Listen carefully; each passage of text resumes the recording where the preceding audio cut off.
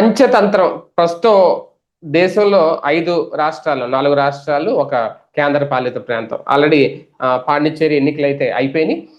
మిగిలిన రాష్ట్రాల ఎన్నికలు కూడా సమయం దగ్గర పడింది. ఇప్పుడు ప్రధానంగా పశ్చిమ బెంగాల్ మీద ఒక ప్రత్యేక ఫోకస్ పెట్టిందా భారతీయ జనతా పార్టీ? ఎందుకంటే తాజాగా బీజేపీ వాళ్ళ మేనిఫెస్టోని విడుదల చేసింది.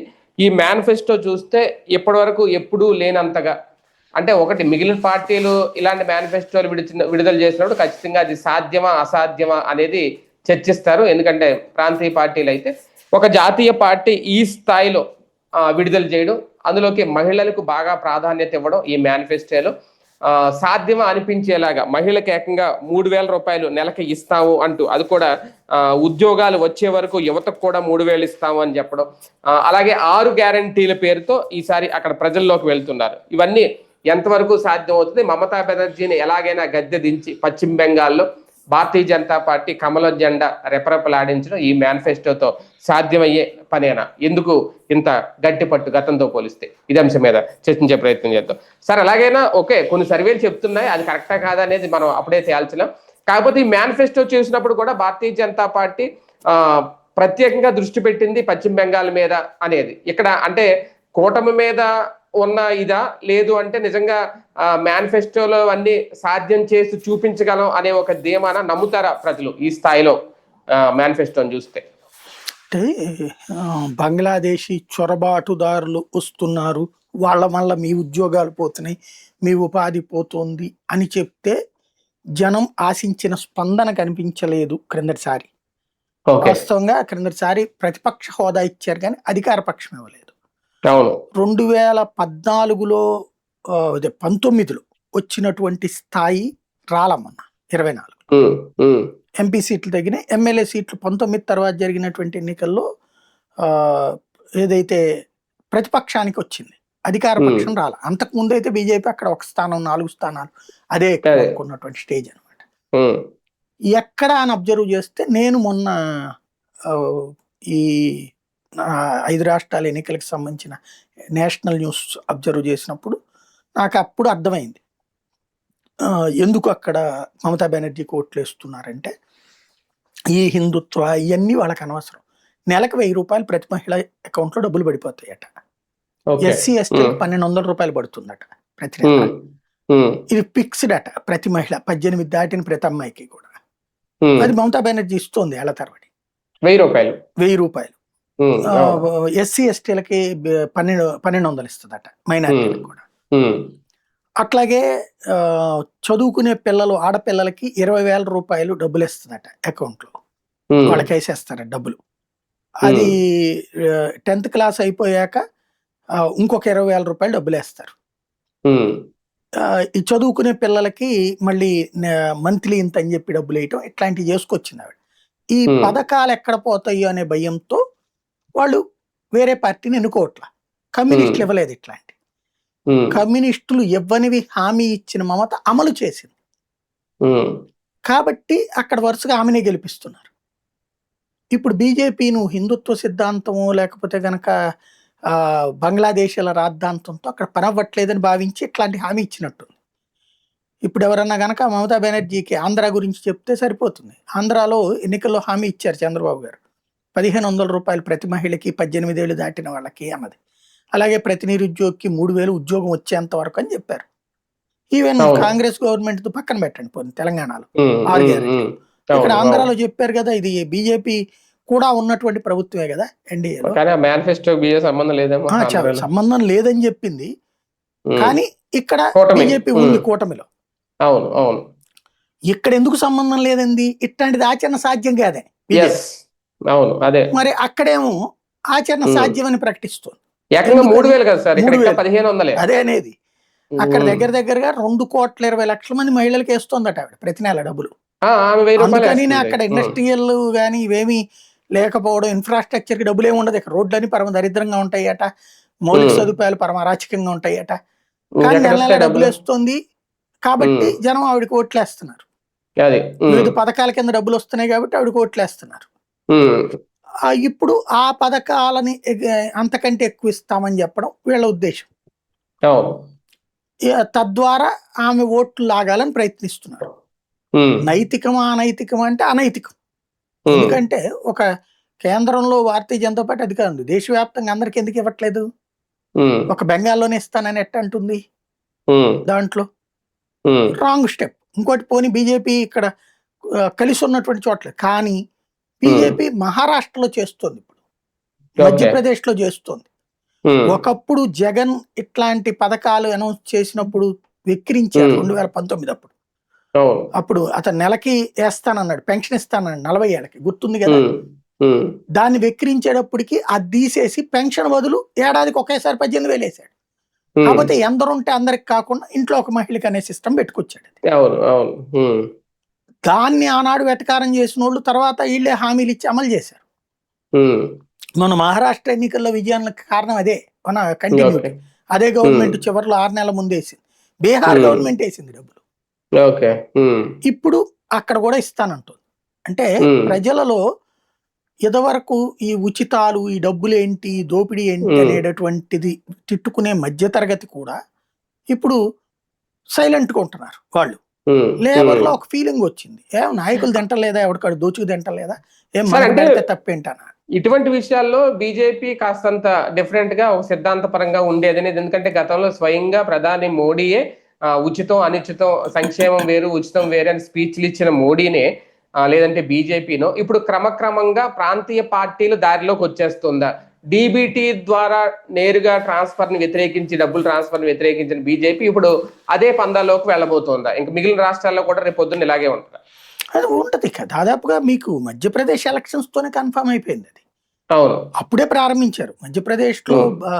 అదేదో లడ్కీ యోచనో ఏదో పెట్టారు, దాంట్లో వాళ్ళకి ఏడాదికి ఇంత మహిళలకు వేసేటట్టు డబ్బులు. అది తర్వాత నెలవారీ తెచ్చారు. ఇప్పుడు అస్సాంలో కూడా అనౌన్స్ చేశారు వాళ్ళు.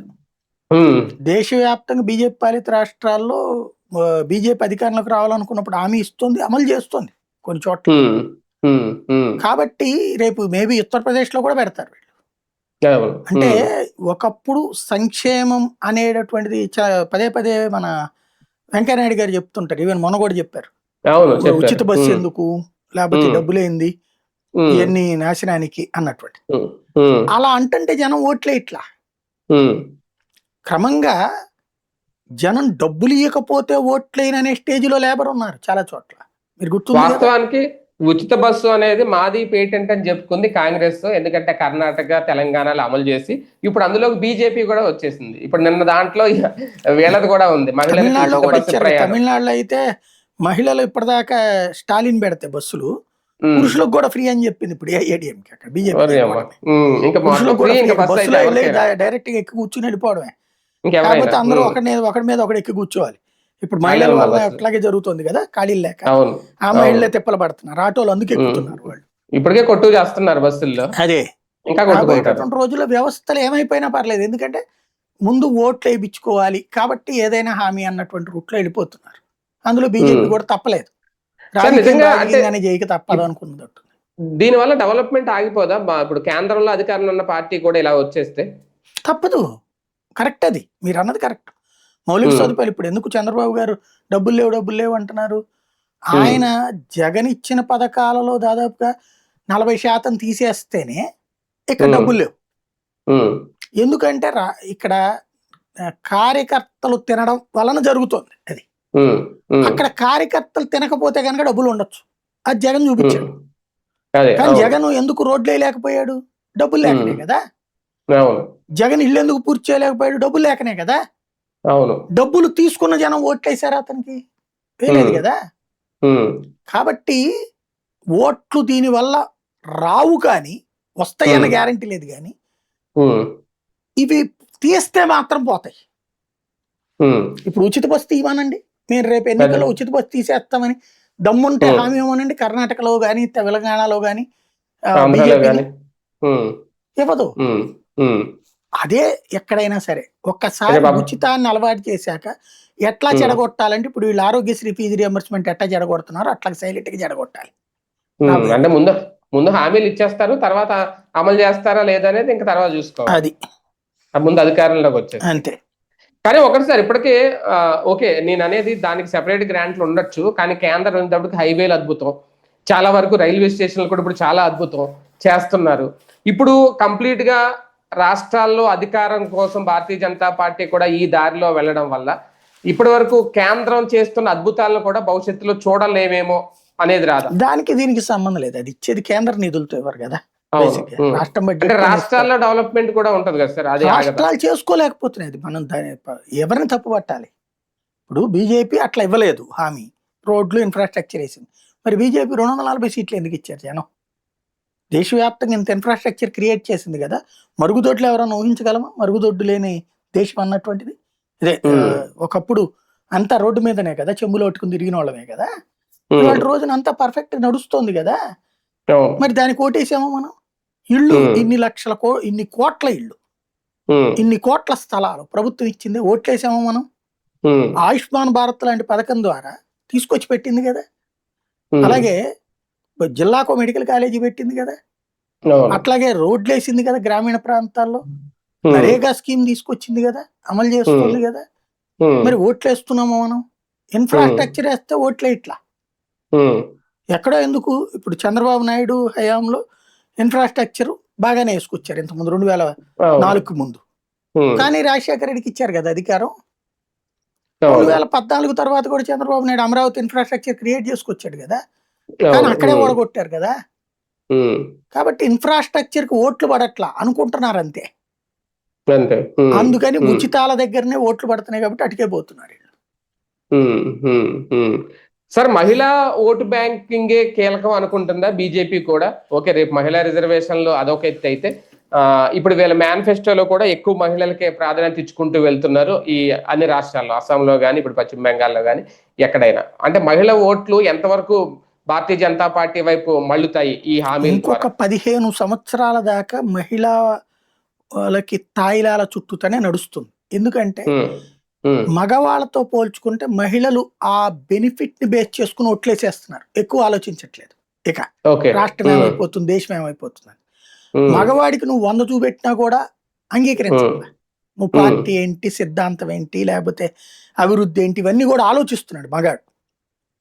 మహిళల్లో ఈ ఆలోచన ఎలైటెడ్ సెక్షన్స్ లో ఉంది, కానీ పూర్ సెక్షన్ లో ఉండట్లేదు.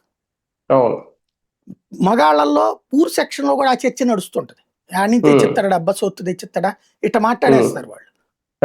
అదే మహిళలు వచ్చేటప్పటికి ఎట్ట చేస్తే మనకెందుకు, మన డబ్బులు ఇస్తాడు లేదా అనేటటువంటి ఫీలింగే కదా వచ్చింది. కాబట్టి మనం దానికి దూరంగా వెళ్తే మనకి ఓటేం దగ్గరికి రాదనేది బీజేపీ కూడా గ్రహించేసింది. రాజకీయాన్ని రాజకీయంగానే చేయక తప్పదు అనినే కదా ఒకప్పుడు వాజ్పేయి పాటించినటువంటి 1 సీటు తేడాతో దిగిపోయిందైనా, లేదా 7 సీట్ల తేడాతో 5 ఏళ్ల ప్రభుత్వాన్ని కోల్పోయినటువంటి వాడైనా వాజ్పేయి. కానీ దానికి ఏమైనా జనం మెచ్చి మేకతోలు కప్పారా? 10 సంవత్సరాలు అధికారం లేకుండా కూర్చోబెట్టారు. సంక్షేమాలు ఎట్లాంటి వాటితోనే కాంగ్రెస్ పవర్ లోకి వచ్చింది. అందుకనినే ఇక వీళ్ళు కూడా ఆ బాట పడుతున్నారు అనమాట. అది రేపొద్దున ఇవన్నీ చూసి ఆంధ్రప్రదేశ్ ఎలక్షన్ వస్తే జగన్ కూడా ఈ స్థాయిలో హామీలు ఇవ్వాలేమో, లెక్కలు చూపిస్తే నడవదేమో. అంతే, మొన్న కొన్ని లెక్కలు చూపించి సాధ్యం కాదు అది ఇది అన్నారు కదా, మళ్ళీ అలాంటి చూపిస్తే కష్టం అని తెలుసుకోవాలేమో జగన్ గారు కూడా. సార్, ఒకటి, భారతీయ జనతా పార్టీ నిజంగా పశ్చిమ బెంగాల్లో ఈ మేనిఫెస్టో బేస్ చేసుకుని ఎంతవరకు నెగ్గుకు రాగలదు అనుకోవచ్చు? అంటే బేసిక్ గా ఇది వన్ ఆఫ్ ద పార్ట్. అక్కడ మమతా బెనర్జీ ఆల్రెడీ వీటికి అదనం ఇస్తానంది, వీళ్ళు అంతకంటే అదనం చెప్పారు. 1000 నుంచి 1500 చేస్తానని, 1200కు ఇంకొక 500 యాడ్ చేస్తానని, 1700 రూపాయలు అనేటటువంటి. అట్లాగే మహిళలకి, అమ్మాయిలకి 25,000 రూపాయలు పెంచుతాను ఇంకా అంతకుముందు. అంటే జగన్ ఇదివరకు తను చేసిన సంక్షేమ పథకాలకు అంతకంటే కొంచెం పెంచుతాను అని చెప్పాడు కదా, అట్లాగే చెప్పింది ఆమె కూడా. అంతకంటే ఎక్కువ ఇస్తాను, డబ్బులు ఇస్తానన్న చంద్రబాబుకి ఓట్లేశారు కదా. మరి అట్లా ఏమన్నా బీజేపీ వస్తుందేమో చూడాలి అక్కడ. అంటే మొత్తానికి మమతా బెనర్జీ ఓటు బ్యాంక్ అయితే ఎంతో కొంత చిల్లు పడుతుంది, చిల్లు పెట్టడానికి ట్రై చేస్తున్నారు. చూడాలి, దీనివల్ల అవుతుందని నేను నమ్మట్లేదు, చూద్దాం ఏం జరుగుతుంది. రైట్ చూద్దాం. మొత్తానికి ఒక కొత్త ఎత్తుగడతో ముందుకెళ్తుంది భారతీయ జనతా పార్టీ. పశ్చిమ బెంగాల్ ఎన్నికల్లో ఎంతవరకు సాధించవచ్చు? ఖచ్చితంగా సాధిస్తే కనుక అడిషనల్ గా ఒక రాష్ట్రం వాళ్ళ ఖాతాలో పడినట్టే. అందులోకి పశ్చిమ బెంగాల్ అంటే చాలా కీలకం కాబట్టి, అలాగే పెద్ద రాష్ట్రం కూడా ఎంతవరకు సాధిస్తారని వేచి చూద్దాం.